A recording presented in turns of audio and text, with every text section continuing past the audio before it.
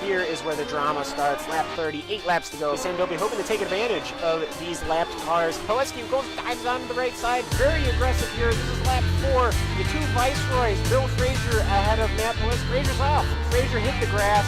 You hit that tire wall, your day is done. You know, it's lap 20. The Williams still trying to get around the Terrell team as he'll go around the lap car and around those at the same time. At the same time, he's got the inside corner of Willie ride the curb. Yes, he will. He will get him on the inside. Duna Maria leading us all into Moss's corner. Look at the beauty as his right side will cook the grass. Oh, a 180, no, a 360. Oh. Who will yield going into this corner? It's really not meant for too wide as it will be Gernot. Gernot will yield. Lots of smoke picking up from that Williams car. He is pushing it to the absolute limit. 26 of 30 now. Only 4 laps to go. He's going to get the run coming out the final corner. He's going to pull up side by side with the leader. It's going to be a drag race to the finish. Who is going to get there first? It's going to be...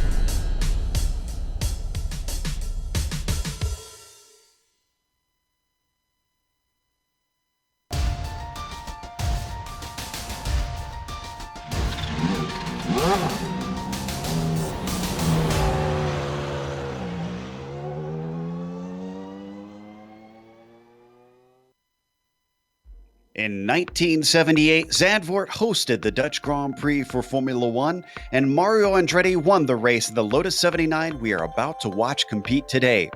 But while the real Team Lotus had team orders to help avoid a clash for the lead, it's unlikely our teams in the CTC will subscribe to such a tactic. And that could certainly create immense tension on this narrow and twisty circuit, where a great start or an unfortunate mistake could find you stuck and frustrated behind a slower competition. Will anyone buckle under the pressure? We'll find out soon as we get ready to watch round 6 of the Lotus 79 Classic Teams Championship. And you'll see it all live on the Global SimRacing Channel. Hi, I'm Joe Peak, and with me in the booth is former real-world IndyCar driver Richie Hearn. Behind the scenes is our director, the Dr. Amjad Yaman, and he's using cameras provided by Ducky Beard. Richie, it's been a long time since F1 has come here, so in case our fans are unfamiliar, tell us about Zandvoort.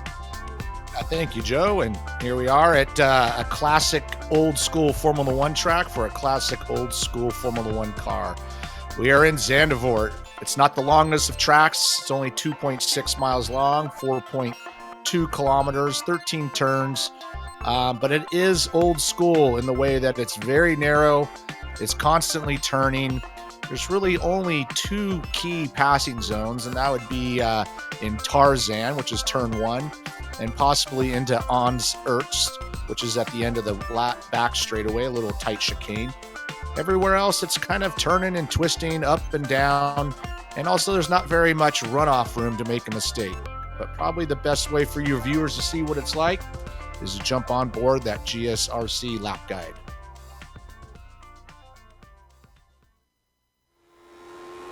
All right, we've got Johan Orlampi in the GSRC Lotus 79, so let's go around Zandvoort. Tarzan is easily the best place to pass around here. The banking around the outside will make it more feasible to try to defend on that line, but it's incredibly difficult. From off the corner, drivers will hold to the left to set themselves up for the narrow Gerlach. There's a little crest that makes it unwise to try to go through too wide, which is disappointing because otherwise Hugenholtz would be another good hairpin for a pass. Try to set yourself up for the exit since it's a steep uphill climb. Plus, you're not going to be lifting all the way through Slotemacher and turn 5. The rise will make it very blind on the entry into Schivlach, but the banking is what keeps the speeds through this sweeper terrifyingly fast. From out of there, it's a pretty short trip up to Marlborough, which kicks off the modern section of the circuit. The track continues to curve all the way up to Renault, making braking very difficult. This hairpin swings you right into the line for the next hairpin, which is Vodafone. It's a lot more important to get the proper line through this corner since it'll lead you onto the backstretch, so make sure and square off the exit. Drift the car gently across the track, and once you come over the hill, spot your brake marker for the Audi S. This weird chicane hairpin combo is very slow and tight. Like any low-speed corner in the Lotus, be careful with your right foot so that you don't loop it. Then there's Kumo, which is critical to both this lap and the next one. Use the banking and try to carry as much speed as you can because you won't be lifting all the way to the line. Lyondike is a flat-out blast with very little runoff to the outside. This could set up some draft battles down the front stretch, but hopefully you've kept it all together and have now finished the lap around Zandvoort.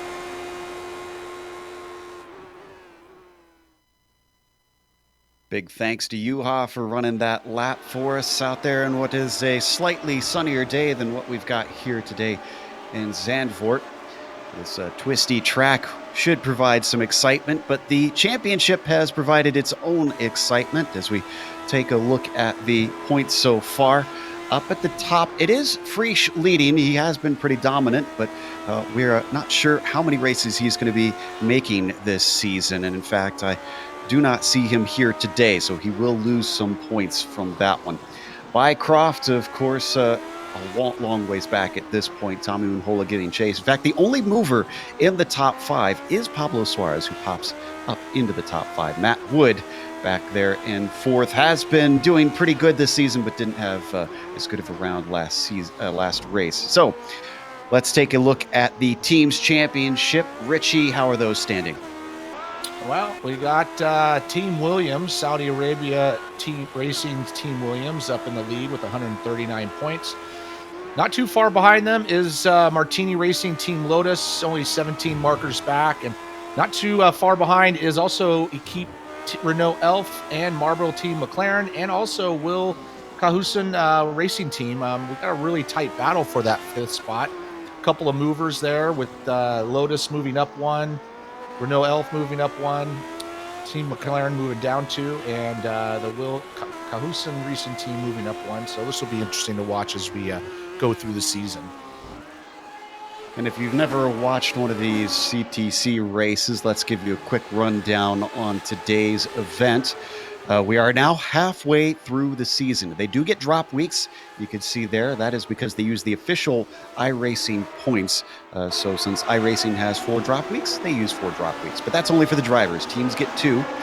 Today's race will be 30 laps long, and there is no scheduled pit stops, just like they did back in 1978. Well, they just ran straight from beginning to end unless something strange happened or maybe someone had a blown tire or something. They have an incident cap in this series. That means drivers can be disqualified if they have too many incidents on track, so you got to keep it clean. No spare car to save them, certainly, as they if they get any sort of damage, that will probably force them into a pit stop. And Juha Norlampi definitely getting some damage there. The Finn, unfortunately, not going to be able to finish that 2nd lap, but he is on the provisional pole. We're watching the driver trying to get by him, Steve Bycroft. Yeah, and you can really see how tight and twisty this track is, and if you just make one mistake, there's nowhere to go. So trying to get that clean lap, as we see from Norlampi, is very difficult. There'll only be one that he needs to try and topple everyone. Matt Wood can't do better than him. He goes to 2nd place. And Bycroft with a 24.9 is not able to best Matt Wood. He is just a 1/4 of a 1/10 of a second slower than the number 3 car. This is Nicola Kochi in 5th. Tends to be a fast driver, but can he get above the 3rd row? He crosses the line. It is a 25.1, and that will put him on row 2 in 4th. Qualifying will be key for this race. As we mentioned before, passing is going to be tough. So I think getting a good qualifying position and a good start as well is going to kind of just set the order for most of the event. Now, looking at the weather, I mentioned that it's very cloudy, and Richie, I see that it's 69 degrees track temperature, so very cool out there. I mean, is that pretty good for these cars, or do they need to worry about cold tires? I think they're going to have to worry about cold tires. I mean, you can make some adjustments to your tire pressures for that, but that is on the cold side, and being all cloudy like it is, it's not going to heat up like it normally does. So I think those opening 4 or 5 laps will be tough to, not so much on the front tires, but, they have a lot of power. So trying to get the power down out of some of those tighter corners, we might see some guys losing control of the car, and could make it very challenging. Barry West coming around. He sits 16th. Definitely had a nice little race last time. So as he crosses the line on his 2nd lap at 26.7, is only a 10th improvement, so it doesn't bump him up any positions, unfortunately. Looking to see if anybody else. Glenn Corrigan's already got his 2 laps in, so this is just warm up for him. See Plumley still out there, but he's already set his laps. Mark Usher, who sits up in 4th, has yet to finish his, and I think he might just have enough time to get to the end here. Oh, no, he doesn't. Not when he does that. He doesn't hit the wall, but he spins it around, and that is our last driver able to set a time. So with that, we are going to go to the starting grid for today's race. It is Juha Norlampi up on the top spot with Matt Wood next to him on the front row. It is Steve Bycroft starting in third. Row 2 flanked by Mark Usher outside of him. Nicola Kochi starts fifth with Adam Frazier in P6. Then Michel de Jong starts in seventh, followed by John Atkinson Jr.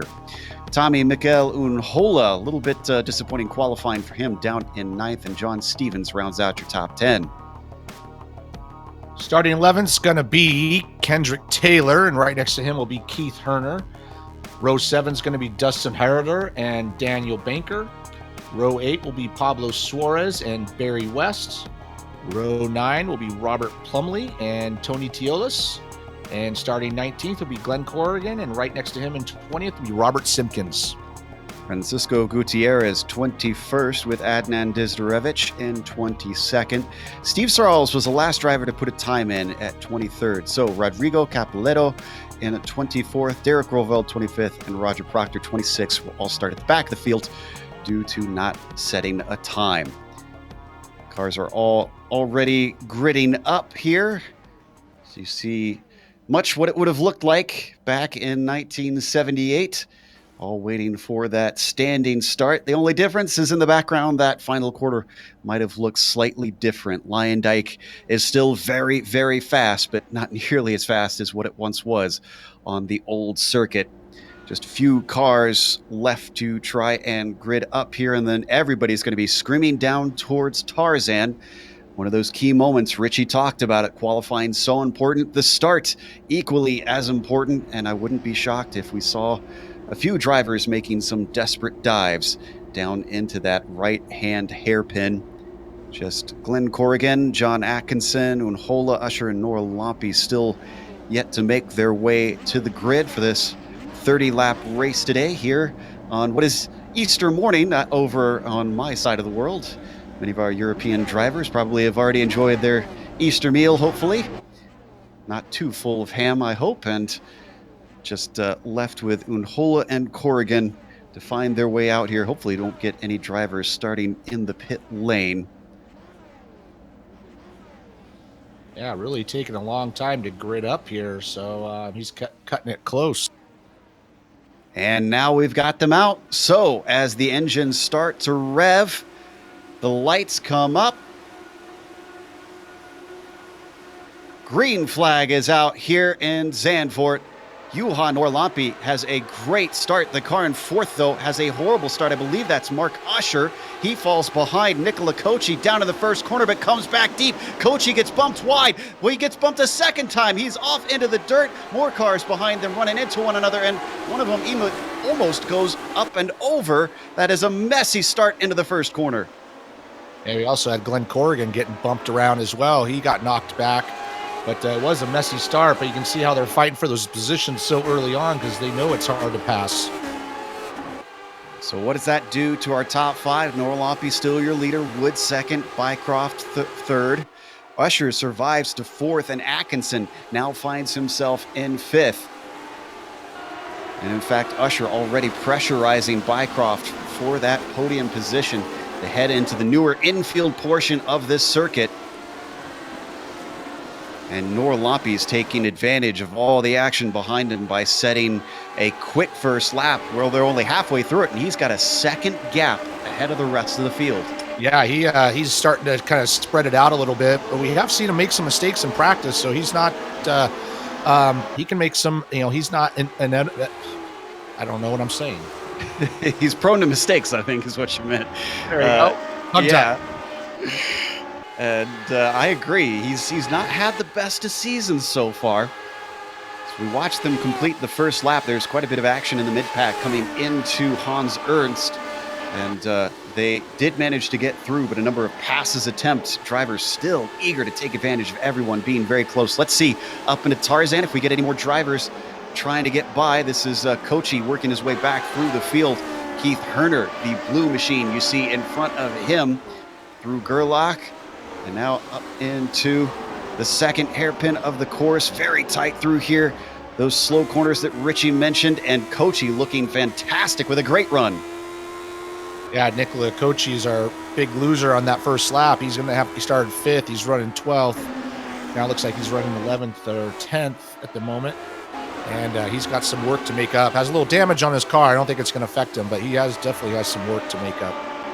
Manages to get ahead of Herner. Behind him, almost saw contact between Banker and Teolis through Marlboro there. Weaving back and forth through Vodafone now and trying to get the power down.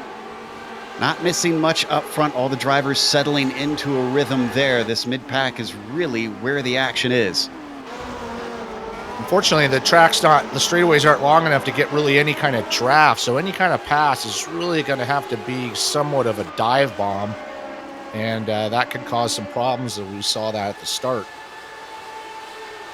Let's take a look at that start one more time. And from what we understand, Usher really was the trigger of most of it. This is that horrible start that we saw trying to get off the line. He knew it. He tried to make up for it under braking into this corner, and poor Nicola Kochi was the receiving end of that late braking. Yeah, looked like Nicola was kind of trying to squeeze him off a little bit, but you saw the car right there. I think that was going up on 2 wheels, but you can see here Nicola kind of squeezes him down, doesn't give him much room, and just stuff happens sometimes. Yeah, I'm not sure who that was that nearly went over. Looks like it was on Unhola. And that actually puts him down into 15th. Let's see from his perspective. This has got to be scary when you're not sure if you're going to stay shiny side up. Woo-hoo-hoo. Yep, they just touch wheels there, and he's able to keep it out of the wall, but it does lose a lot of positions. As we come back live, Orloppy continues to lead, but he's not been pulling away from Wood as quickly as that first lap. It is now settled into about 1.5 seconds back to the number 3 car.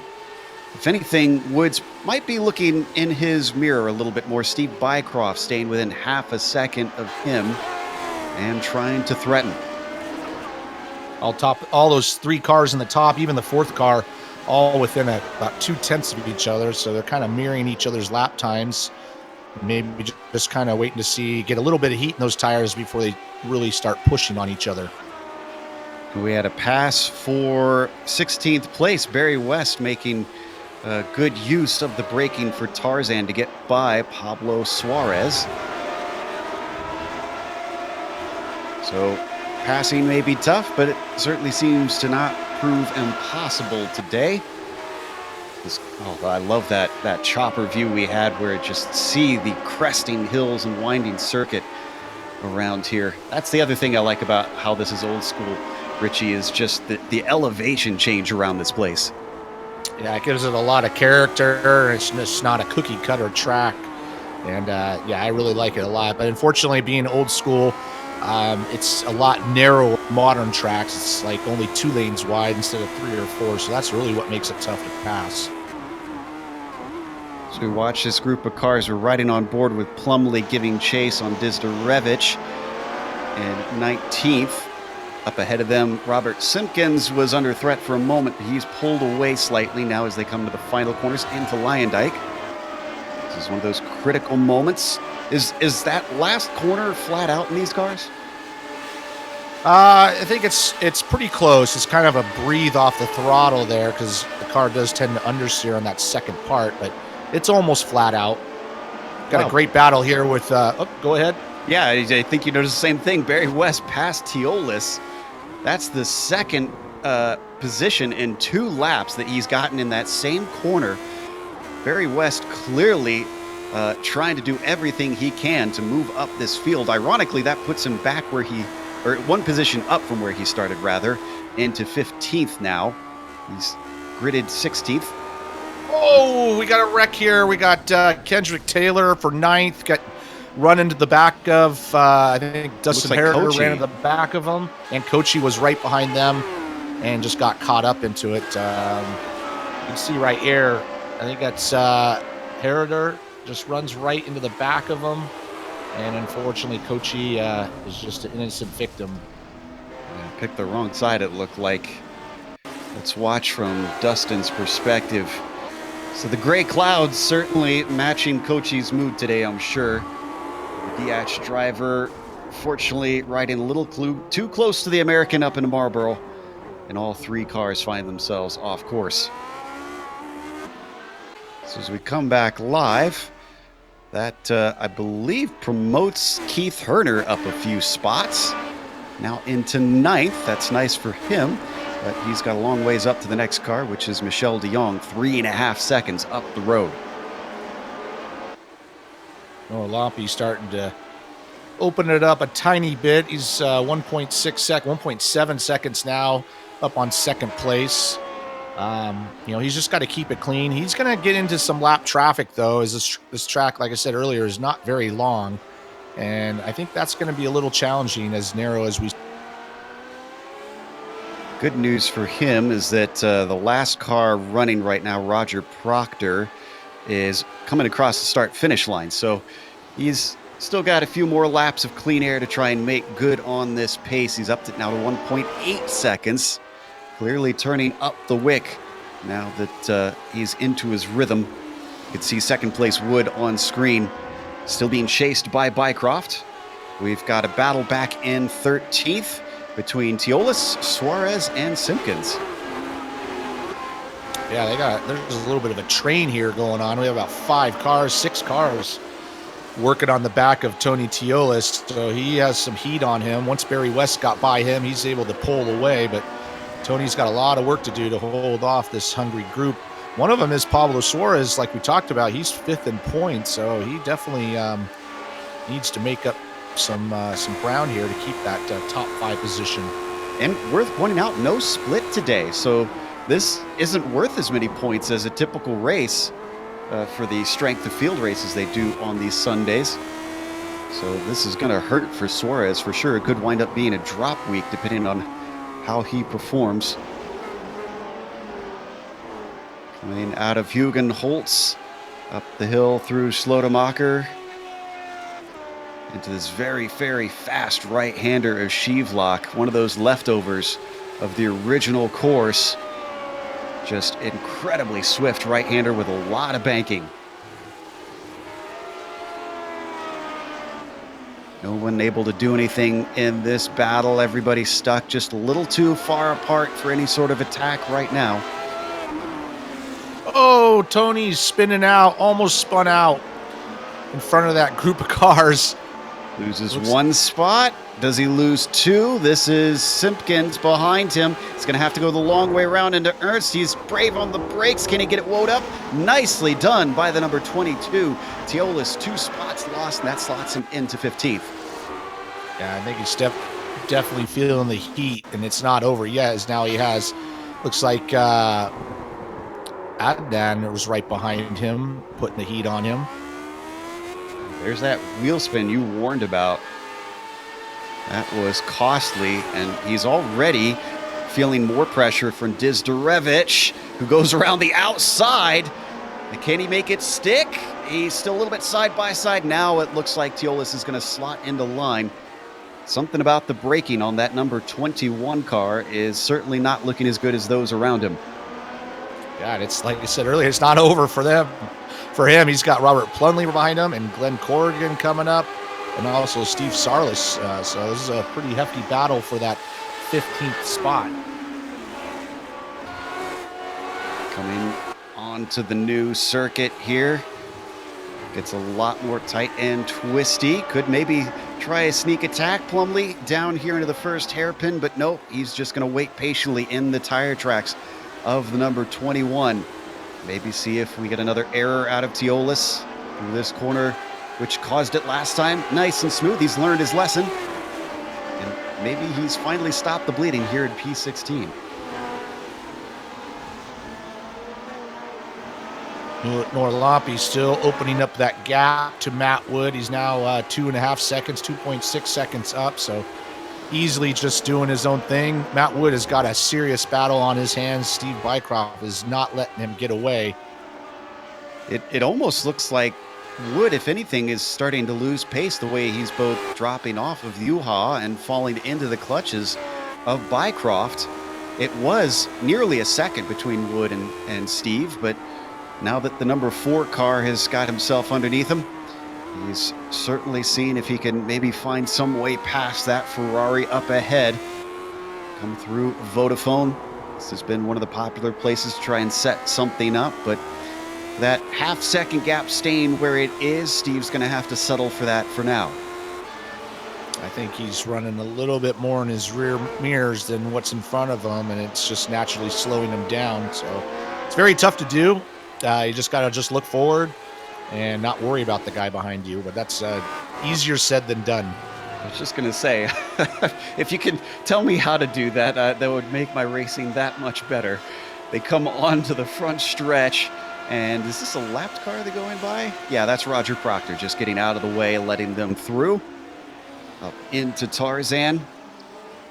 I've heard all kinds of stories about why that's called Tarzan, but among them, Richie, I've heard that the owner of the land was given the chance to name one of the corners when they built this track, and supposedly he was a big fan of the series Tarzan, and so that's why they named that first corner that. I don't know if it's true, but that's what I've heard.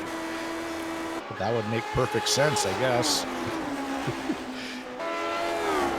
Only 10 laps into this 30-lap race, so still 2/3 left to go. And Steve still not really able to get any closer than that half second he's been stuck back here. Behind them, don't forget Mark Usher. Despite having a little bit of contact at the very start in the first corner, Usher's recovered and is staying in fourth where he gridded up, and is, in fact, has left the car in fifth way behind him. So sort of stuck in no man's land, the number 2 car. We'll see if maybe later in the race comes to him. Still have a great battle for that 13th through 18th position, roughly. So Suarez was able to, when he got by Tony, I thought he might pull away a little bit, but he's got some hefty damage on his car, so I think he's struggling a little bit. And Robert Simpkins is leading a pack of cars trying to catch up. And there's about 6 cars in this pack, so it should get interesting pretty quickly. Zandvoort right now in that pack, closest of anybody to having an opportunity. He's chasing Robert Simpkins for P14. They come through Kumho into Lion Dyke. Maybe a little bit of gravel on the outside for Simpkins, and he's looking very slow. This is going to be a great opportunity for Adnan. Yeah, it's not the right place to make a mistake, because this is going to lead on the straightaway. I think he's going to make a move as he pulls out. It's just about who's going to be the latest on the boom. Roberts later on the brakes is able to kind of keep it going and holds on to that position. Almost looked a little too late as he was way wide in that first corner. Up into Hugenholtz now. That slows both of them up slightly. Once again, a little wide through the mirror version of Tarzan. And Robert Simpkins somehow fending off Dizdarevich. Not sure how with the way that he's driving, but through Shivlak, we could see a pass soon, especially now that Teolis has rocked up to the back of him. Remember, he lost a couple spots very recently and certainly would love them back. Yeah, he's kind of gathered himself up and gained this, joined this pack. This has allowed Pablo to get some space so he can just focus on what he's doing. And meanwhile, Robert's got he's got his mirrors full with Dizdarevich looking to take that position. Goes a little defensive down into Hans Ernst. It's very, very deep into the corner, but he makes it stick. Let's see how he does this time coming out of Kumho. This is what cost him last time. 2 wheels off into the dirty stuff. This time a lot safer. Stays on the curb. And look at the difference that one moment made. Yeah, if you're going to make a mistake, don't make it on that last corner. But he's able to hold on to that position. And now Adnan has his own problems with Tony gathering it up. And Tony has his own problems with Robert Plumley as well. So this is a great battle for this mid-pack area, 14th, 15th, and 16th position, and 17th. Ooh, big mistake into Hugenholtz for Teolis. And Plumley took a little bit of a look, but nothing doing through that left-hander. One mistake could be costly for any of these 5 drivers. As they seem to be a little bit of a stalemate, let's head over to P8, Michel de Jong, who we haven't looked in on yet this race. He himself has got his own truly train. That's Herner, Banker, Unhola, and West behind him. Wow, that has quite a train behind them. He was running by himself for a little while, but you can see he's got some damage on the front of that car, so I don't know that that's hurting him so much. These guys are right on the back of him, and so we have 2 great battles here going. And meanwhile, no big deal, but I noticed Matt Wood is able to been slowly catching up to Norlampi, so it's only 1.5 second gap. Nothing to worry about yet, but keep an eye on that. Look at them fan out down the front stretch. De Jong obviously feels under threat with Herner trying to go the long way around, but that does not work out. They all accordion in behind him. Barry West very much in the popcorn position with this group. Remember, he started back in 16th. He's up to 12th, and with all of these cars in front of him, there's the possibility he could not only work into the top 10, but be as high as P8. Yeah, Barry West is really stringing some laps together, because he had to make some great passes to get up here, and he's able to chase down this group. So he has the speed. He's just got to wait for his opportunity. Looks like through these slower portions, de Jong doing a little bit better, backing everybody up, getting the launch off the corner. Herner close, but I don't think he's quite close enough down into Hans Ernst. Everybody staying single file. Now, when you're on a track like this where it's tough to pass, even if you're slower, you just want to be faster in the couple of spots that they can't make a move. So sometimes just backing them up a little bit in those slower corners and running off of it just gets enough gap where they can't dive bomb you. Ooh, Herner's looking good, though, off the final corner. De Jong knows it. He immediately goes off to the right side of the track. Here comes Herner. Up around the outside. He's already fully by, but can he get the car slowed up? He's riding the rim. It's a drag race off the turn. He's going to be on the outside as they come into Gerlach, but that's going to be good enough for him, and he gets P8 over Michel de Jong. Great move by Keith Herner. Very tough to make that pass stick. Good job by both of them not touching each other. But that battle behind Michel is not over, as now he's got to worry about Daniel Banker and Tommy Unhola, and Barry West kind of watching this all happen in front of him. And as that was happening, at the top of the screen, I noticed that it was Steve Bycroft, actually, who set the fastest lap now. Remember, he sits in 3rd, so he's technically catching both Norlampi and Wood. So Norlampi is able to open up the gap a little bit more, but I think Matt Wood is really more worried probably about Steve than what Norlampi's doing. Let's head back to that battle we were watching earlier, because Unhola gave a go at Banker, and it didn't work out into Hans Ernst. That puts him very much under threat from Barry West behind him. We ride on board with the UK&I driver coming onto the front stretch. Can he get the run off of Lyondike? Oh, this is looking very good for West. Absolutely. Definitely got a good run. He's in the toe as little as there is, and he's going to have to try to go around the outside and see if he can make it work. I don't think he's quite close enough to make that happen. And, if I was Barry, I would just be a little bit patient. He's got half a race to go, and he's done a great job so far. Certainly keeping himself in touch with Unhola. I assume as Distorevich seems to have been in some action. Did he manage to get by? Yes, he did. This was Simpkins into Tarzan, slicing up the inside. Gets the power down sooner, and that ATS car almost squeezes Simpkins off the track. Yeah, he just said, I'm taking the position, and forced Robert to lift, which was good, and otherwise we might have seen a little bit of an accident. Meanwhile, Plumley is, just kind of struggling to stay in front of Tony Teolis at the moment, but this has been a great battle from lap 1 on. Well, that's One of the nice things about a track where it's hard to pass and things get a little mixed up is we get some great excitement with the difficulty in trying to overtake. Drivers dealing with pressure, applying pressure, as we continue to watch Plumlee on the back of Simpkins doing just that. Simpkins lost one spot. Is he going to lose another? That was a horrible run through Kumho onto the front stretch. And here comes Robert Plumlee in the slipstream. Slight defensive move from Robert Simpkins back to the racing line. He didn't defend from Dizdarevich last time. Didn't defend on Plumlee, but Plumlee didn't attack. Great battles going on here, even though the top three are pretty much holding steady. Top four, some of these battles are really exciting.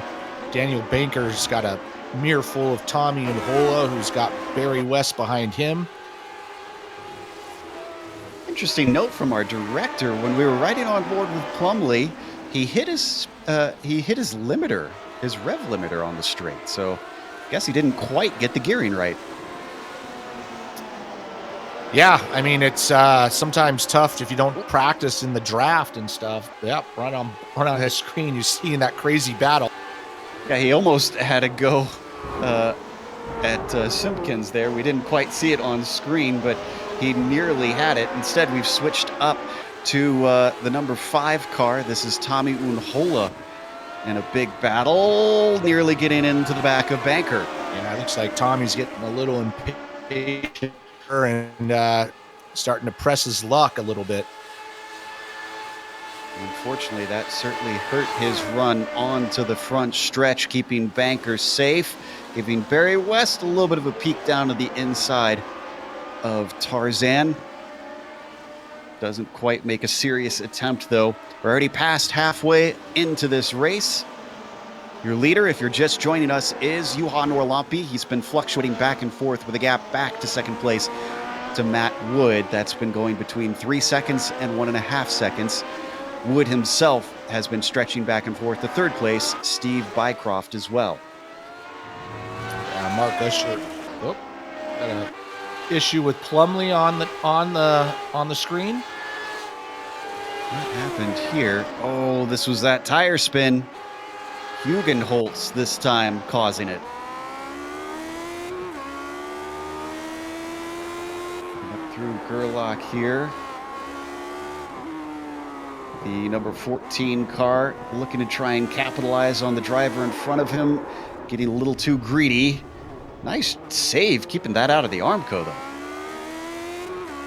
And that's that power down we talked about a little bit, just trying to get on the gas a little too hard, and just kind of catches you out with these cold conditions. Those cold conditions so far have claimed Kochi, Roeder, Capileto, and Proctor. Kendrick Taylor's also in the pits. He might be taking repairs, though, so we're not sure if we'll see him return. Otherwise, there are 21 cars still on track and running. Norlampi going by Gutierrez right now. And Gutierrez doing a good job, almost coming to a stop to let the top 3 go by. So nice job to him to let them battle on their own. Gutierrez is actually where he started this race in 21st, so I think he's at this point cruising, trying to just get to the checkered flag and take advantage of anybody else that runs afoul of problems. As we see them come out of Lyondike onto the front stretch once more. You know, speaking of corner name stories, I assume you ran in the era of Ari Lyondike a little bit, did you not? Yeah, I raced against him many times. Very nice guy. Know his son too very well, who's become more of a TV star than a race car driver. Oh, we go. That's Tommy Unhola. I think he had his own problems there, almost getting to the back of Banker that we saw on screen, and then as he tried to power his way through on Hans Ernst, he got a little shove from behind from Barry West. Yeah, it just looked like Barry just got on the gas a little earlier and, spun him around. They'll be able to keep going, but sometimes that's just the nature of the track. It's very tight, and you start to get a little impatient. trying maybe for an over-under there, and unfortunately there was a car there. Now, interestingly, Unhola is actually still behind him, so I'm curious to see if Barry will give this spot back or if he considers this one fair game. Banker almost going around the outside of Michel De Jong on turn 1 there in Tarzan. These guys are battling strong. It looks like, Michel's got struggling with that straight line speed with that front wing damage, but he's able to hold on to that 9th position at the moment. Hey, the sun peeks its head out, giving them a little bit more warmth on the track. It actually has come up a fair bit. It is 77 degrees on the track surface currently as we ride on board with Banker, giving chase on De Jong.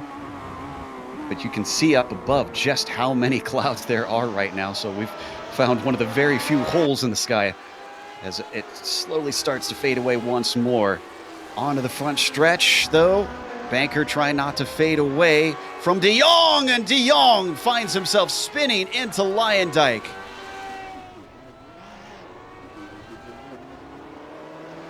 That has certainly proven to be a tricky corner. The exit of Kumho leading onto this last turn. Once again, wheels in the gravel. Yeah, it just looks like he dropped his right rear tire or left rear tire in the gravel and just kind of pitched him sideways. Is able to keep going, but he's going to lose about 3 or 4 spots. He lost more. He had, like with Dizdarevich there in Tarzan, and I think that wasn't Dizdarevich's fault necessarily. Let's watch the replay.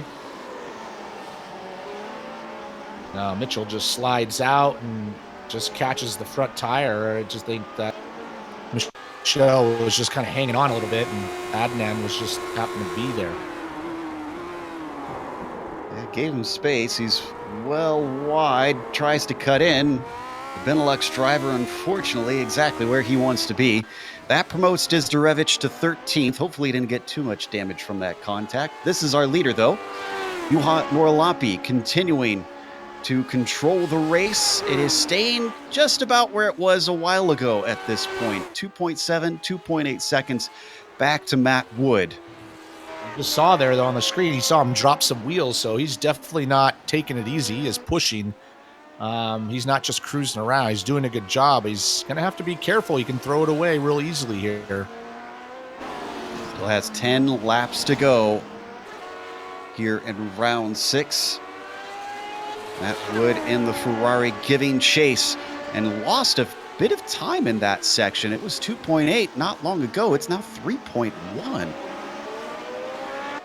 Yeah, I think Matt Wood is just more concerned with Steve, so just kind of driving maybe a little bit more defensively and making tiny mistakes. But he's done a good job. This battle's been going on from the start, so he's definitely kept his head down and gapped out Steve by a little bit, so he can focus on Norlampi. Norlampi sets another fastest lap of the race. In fact, the top 4 have just been flying today. To give you an idea, Mark Usher, who sits in 4th, has a 13-second gap to the next car back. That is Adam Frazier, who's been running a quiet P5 today. Haven't really given him much of a look. I'd say the number 7 deserves at least a little bit of screen time.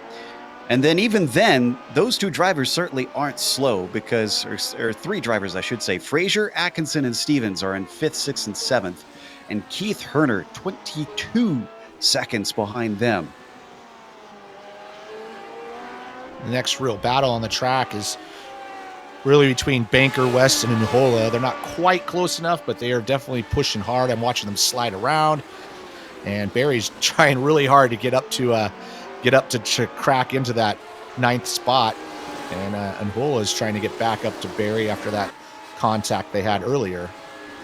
Incredibly, Barry West is not our hard charger, at least our hardest charger, I should say. Adnan Dizdarevich started 22nd, and he did put a qualifying time in and is currently running 13th with the opportunity to maybe take 12th because it's Suarez that you see in the red car just in front of him.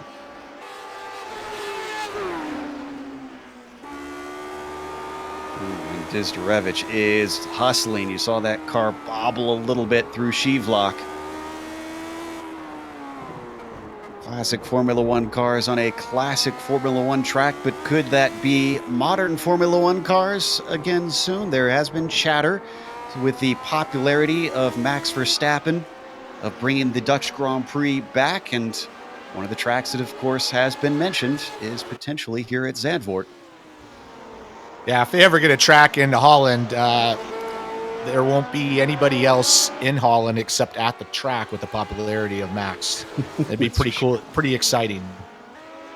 Yeah, I feel bad for anybody who tries to overtake Max there, because the crowd's likely going to mug that person afterwards, as Suarez, not confident in his straight line speed, weaving to try and break the draft on Dizderevich, but Adnan nowhere near into the breaking of Tarzan.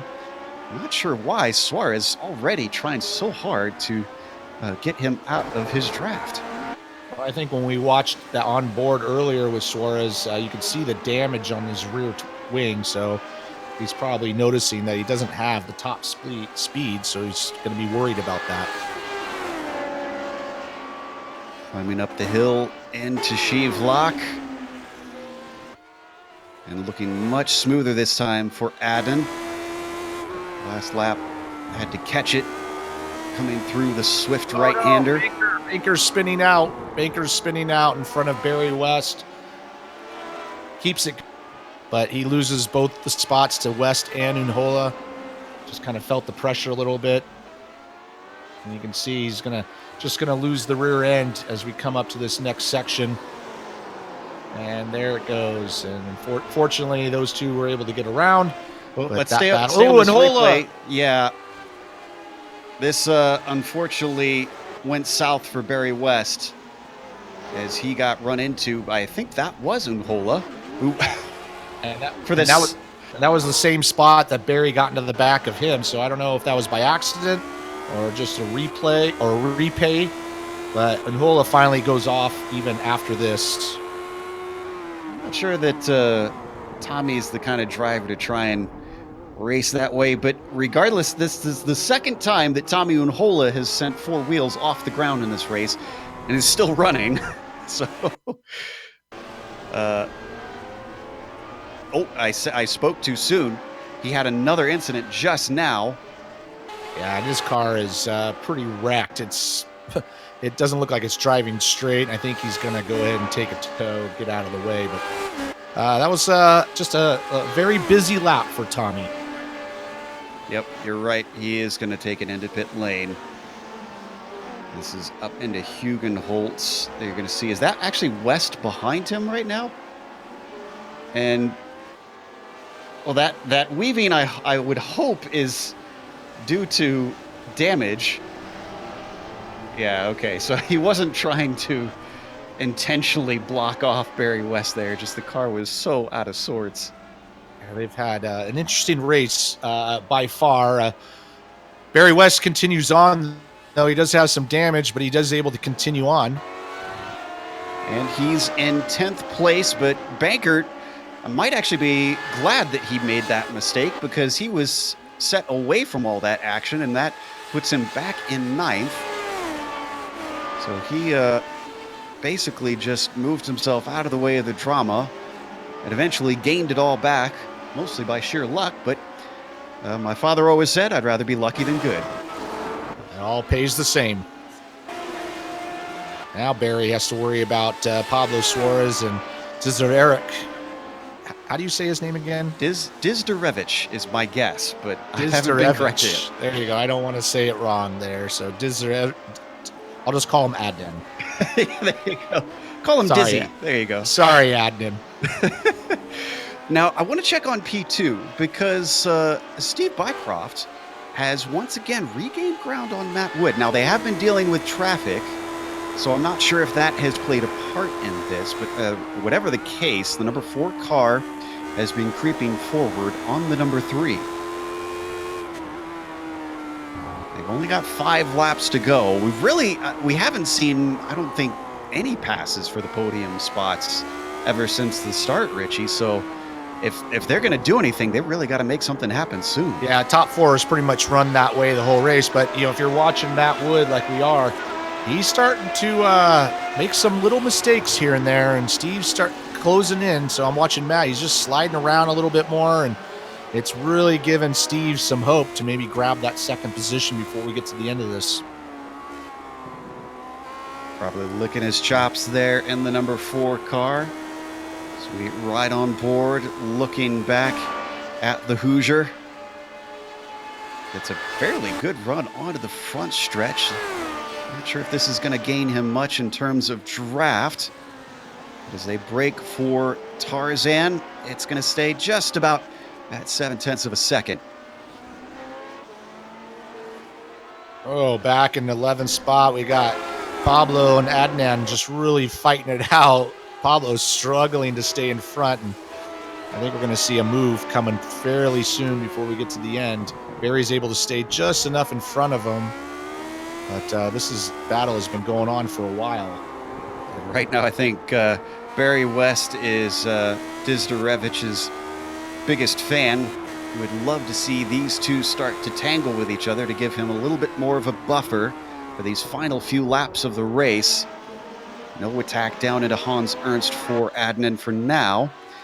And they're not too far ahead of Robert Simpkins as well, though he's going to have to hope for a lot of side-by-side racing for a chance to gain that ground.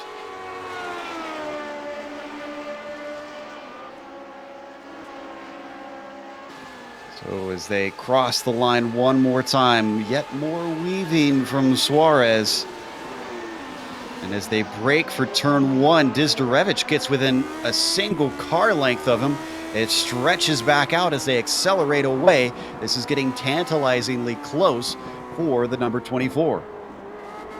Yeah, Suarez keeps some of these corners. He's really opening the door and really giving Adnan a thought of sticking it in there. But it's not quite close enough yet. But he's going to make a move, I think, before we get to the end. It might be coming up right here. 2 wheels on the grass for Dizderevich. And unfortunately, that might scupper his chances at this point. He regroups as they come into the technical right and left of Renault and Vodafone. Drops back slightly. This is where he could possibly set the car up for another run, but he's a little bit too far back, and Suarez looking strong.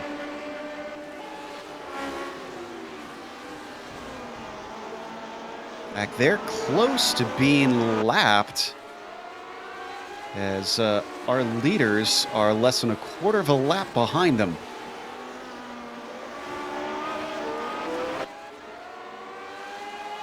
Lap traffic up ahead of them. I was going to say, Noor Lampi's done a great job just running his race and pulling away.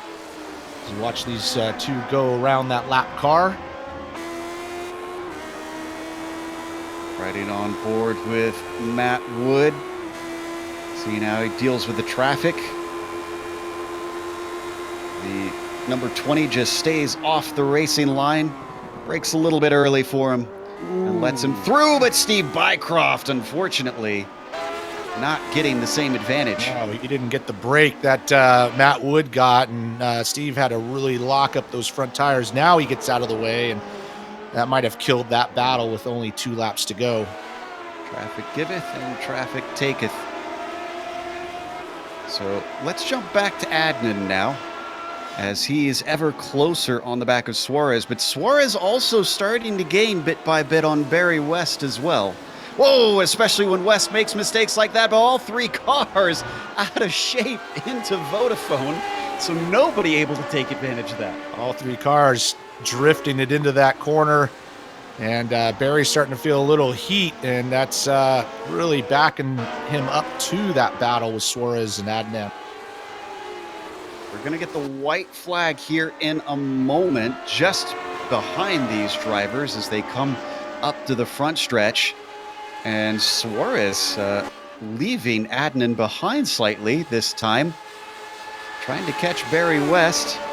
In the very background, you could see just a glance of Juhan Orlampi getting that white flag.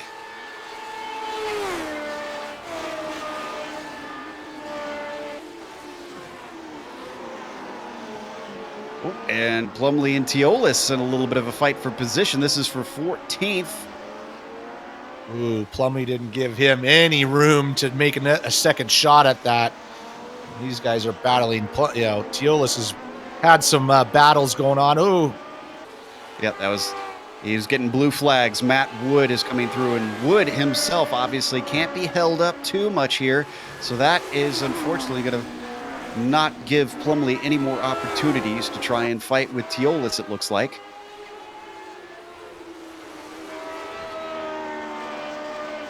Keeping half an eye on that battle we were watching before. They will get the full race distance in that fight for 10th place. It doesn't look like they're going to be caught by Norlampi in time.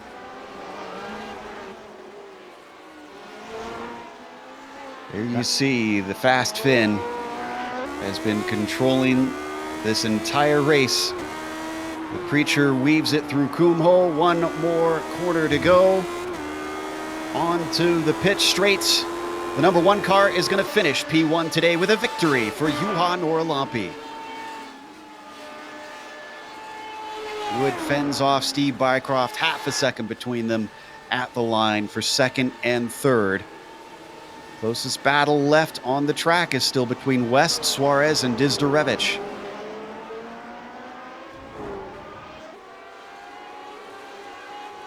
Yeah, that Barry West has pulled a little bit of a gap on that group, but Suarez still has his hands full. He's got to try to complete this out. Oh, Adnan's going to just try it right here and really tries to slide job into that corner, and fortunately no contact made, but it's not over yet.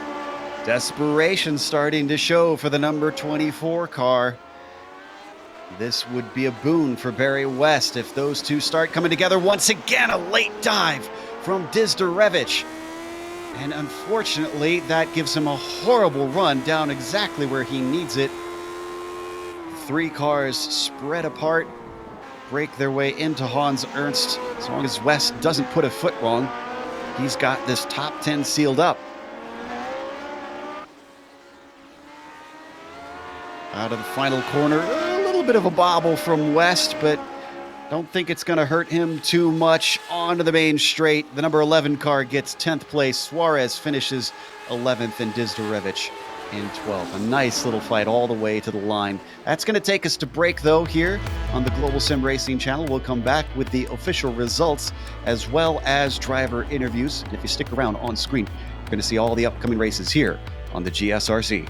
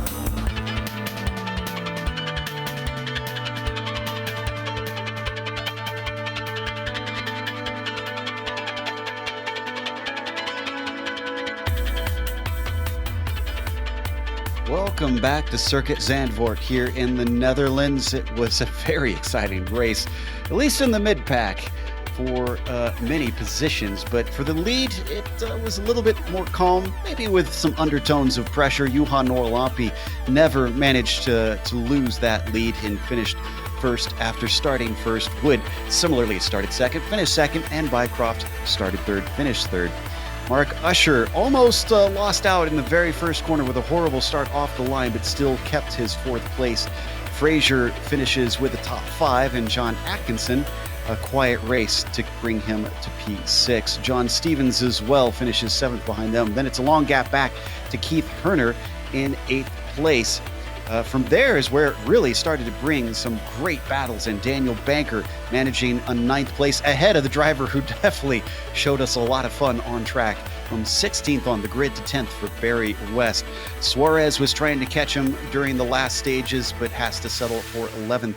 And Dizdarevich, his climb went from 22nd to 12th at the end. Robert Simpkins finishes P13 and Teolis 14th. Richie? Coming in 15th is Robert Plumley, and Derek Rolandveld is 16th. All these cars a lap down. Glenn Corrigan, not the best race for him, comes home 17th. Steve Sarlis, 18th. Francisco Javier Gutierrez in 19th, and Tommy Unhola unfortunately brings home a 20th spot. And I'll just finish it out here. Michel DeJong, a non-finisher in 21st, had a tough race. Kendrick Taylor, 22nd. Roger Proctor, 23rd. Dustin Herriter, 24th. Rodrigo Completo, 25th. And Nicola Kochi, a rough race for him as well. Started 5th, but takes home 26th position. And I believe we have our winner ready to talk to us, Juha Norlampi, who looked pretty calm from the surface, although we did see him pushing at a few moments. Juha, from our perspective, it looked like you really had control of the race. Did it seem that way from inside the car?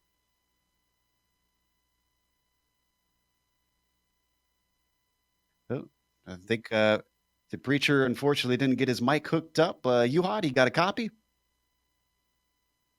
Oh, Juha apparently busy this Easter Sunday, so we'll bring him back in a little bit. I believe up next, let's see, we've got Dan Banker, who finished in P9. So why don't we let Richie Hearn talk to him? Dan, you there? Hey guys, how you doing? Happy Easter. Yeah, happy Easter to you. Very exciting race for that mid-pack there for that ninth position. Give us a little rundown. It was, for a while, it was kind of a mirror of yesterday, because I was in front of Keith, and he made several passes going into T1, and it was kind of backwards today. I just really, the best place to pass is at the end of the front straight, and it's a terrible place to pass because draft, it's like running into a wall. I think Tommy got a side of me into there once, and I just gave him the inside because it meant I had the inside, so it worked out. I'm really happy with the ninth. Yeah, starting 14th, coming home 9th, in a track that's as tough to pass as we saw, but had a little contact, maybe not so much with you, but everybody else around you, and sometimes it's just surviving is what it takes. It is. I mean, you guys have seen me race. Really, the only way I can get a top 10 in a broadcast race is to stay clean and to take advantage of trouble in front of me. I did some good defending, but really didn't have great chances to pass. So I just tried to keep it clean and bring it home. We noticed the conditions were really cold at the start. Was that a little tough to maybe get the power down out of some of those corners? No. Actually, I'm glad it was cold, because practice earlier was cold too, and it really throws me off when there's a big swing between temps in practice and during the race. Really, with a cold track, the first couple of laps are dicey, and I try to stay easy on the brakes and throttle, but then once the tires are up to temperature, it grips. Excellent lap time. So yeah, I'm happy with the cold. Well, that's good to hear. I know the track can get a little bit slick when it gets hot as well. Are we going to see you next Sunday? I believe so. Where are we at? I haven't seen the schedule. That's a good question. I'm focused on this week. I'm not looking ahead yet. Silverstone. We're at Silverstone next week. Silverstone, awesome. I'll be there. Awesome. Well, thanks for joining us here, Dan, and really nicely done. Thank you, guys. Take care.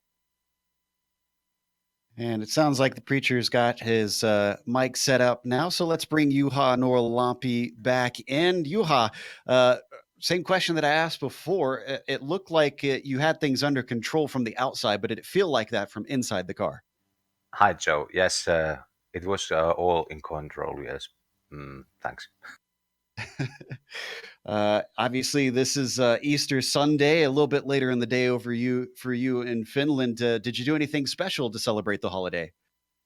Well, I'm a preacher and I praise the Lord this weekend very much because of the Passover or Easter, as you said. And I'm very thankful that I'm able to be with you guys here. Also, I'm not at the preaching tour now. So I'm very glad that I can be with my wife and with you guys here. We're glad that we got to see your race. You put on an impressive show up there. How do you feel about Zandvoort? This is a track that this car obviously actually raced at, though in a different layout. Does it feel good in the 79? Yeah, I think that this car suits very well here at the Zandvoort, and I think if you can have a setup that you can push really hard with this car, then you can take a little cap with the other top guys. It's a very hard or difficult track to have a good cap to others, and it's always very even at the top. And as it was today also, but I managed to take a few tenths per lap at those first 7 or 8 laps, and that was enough. And then I just a little bit relaxed and just controlled the pace. Well, congratulations on another victory. Again, you made it look easy from our perspective, and hope to see you next week.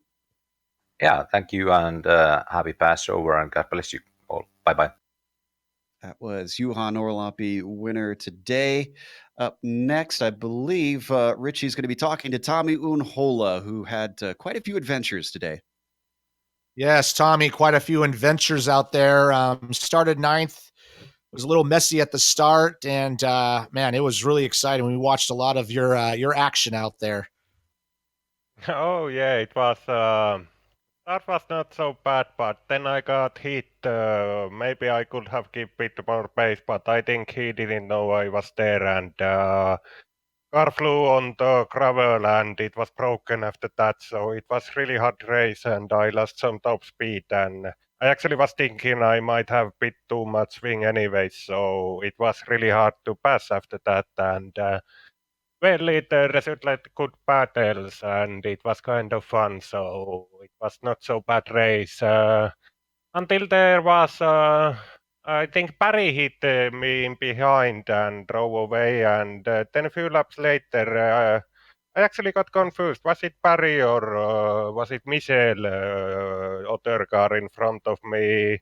I kind of turned early and did kind of fake, and I think he messed up braking or something, and I hit him, and I should have known that he would be slower in middle of chicane as entry was so bad, and I came a bit too fast, and I think I broke both of our cars, and then I think it was Barry behind me in first sector as I got damaged there, but it felt okay as I was trying it on start finish straight. So I thought it was fine, but when I had no speed and downforce, it was horrible. And luckily, I don't think I messed up people's race there, but only cost time. And I just panicked. I should have driven straight to crash and not drive couple corners, but it happens sometimes. Yeah, definitely on a tight track like that. Yeah, it was Barry West that kind of back and forth. He kind of ran into the back of you, and then, like you said, he kind of checked up and missed his braking point. That just caused a little contact with you and him. And we did see you get off the ground a couple times. So definitely very eventful. Oh yeah, it was eventful. I didn't know it was Barry every time. Sorry for that. And well, that probably looks kind of bad as he hit me first. And yeah, but I didn't mean to do that as I thought he would be faster there in the chicane. And well, I should have pulled off earlier and not cost him and couple other cars time in first corners. But yeah, sorry guys. I think everybody knows you wouldn't do that on purpose there, Tommy. So great race. Not the best finish, but it was exciting on our end. And hopefully we'll see you at Silverstone next week. Yeah, I hope so. I'm gonna be busy next week also, and actually started practicing today for this as I have had other stuff to do and didn't even know I can make it. So hopefully I get a bit more practice and better qualifying. So maybe better race. And yeah, thank you guys. Thank you, Tommy, and we'll see you next week. And one more interview before we go. We've got Barry West, who was on the other end of that action. Barry, you heard, I don't know if you heard, but Tommy apologizing for the contact, saying that wasn't intentional. What about from your perspective about all that action between you and Unholo? Yeah, I mean, it's unfortunate. He made a slight error going into the chicane, slowed up. And I thought he was going to go and accelerate and take the corner wide, and I was just trying to cut back, and he stayed on line. It was that was my fault. Just a little tap on the back. I don't think we had too much damage from that. And then a bit later on, because I knew I was faster than Tommy and Daniel, but Tommy was just having trouble getting by Daniel. But I trimmed the wing right out, and I knew I was faster on the straights, but not so quick in the corners. But anyway, yeah, Daniel made a mistake, and I got past, and that put Tommy back on the back of me under pressure for a lap. And then we get to the chicane again, and he just sent one down the inside into the chicane as I'm turning in. So I had nowhere to go. And I must admit, I'll apologise to Tommy, because in chat I said to him that was deliberate, because he was. It felt like it was to me, but obviously, if he's apologised, no, I'll take that. Yeah, and then when I caught him, when he had that damage, I don't know if he came out. He stayed on track. When I came around to lap him, he just couldn't keep it on the track. He was all over the place. I just watched a replay, and he's turning the wheel the right way, and he's not deliberately blocking me. I think it's just the steering is messed up, but it just cost me the 5-6 seconds to Daniel, because I think I was a bit quicker than Daniel on the straight anyway. But yeah, that was quite an eventful race. It was. I did the practice before the race was a cold one, the first cold one we'd done. So I just I knew to drop the tire pressures down like 4 clicks, and then took a load of wing out, because I knew once it got going there'd be a lot of grip. So it was faster on the straight, but perhaps a bit slower in the corners. But yeah, an enjoyable race, and yeah, I'll take that anyway. Yeah, I can understand your frustration. I probably would have thought the same thing in the heat of the moment. But still, I think we are all impressed with you jumping 6 spots for a top 10 today. And hopefully we'll see you at Silverstone. Yeah, one of my favorite tracks. Yeah, I love that place. Yeah. See you next week. All right, have a good holiday. That was Barry West, 10th place today. And that's going to close us out. So we want to thank the Lotus 79 community for bringing us back for another season of coverage. As well, we want to thank the companies that provide the software and hardware for our broadcast listed here on your screen. Additional thanks go to June Lalonde, who provides our wonderful music. See the screen for how to get a hold of more of her great work. Thanks to the team today, Richie, Amjad, and Dougie. If you'd like to find out more about GSRC, including upcoming races, you can find it at globalsimracingchannel.com. You can also check us out on social media. We're on Twitter at GSR Channel, Facebook at Global Sim Racing Channel, and Instagram at GSRC_Graham. If you get the opportunity, head on over to our YouTube page and hit that big red button that says subscribe so that you don't miss a moment here on the GSRC. As we mentioned, we're hopping over to England for Silverstone. That'll be April 28th at 12:30 p.m. Eastern. We also have upcoming races for other series listed on the screen, so check those out and mark them down on your calendar. But until next time, race clean, race hard. We'll see you on the track.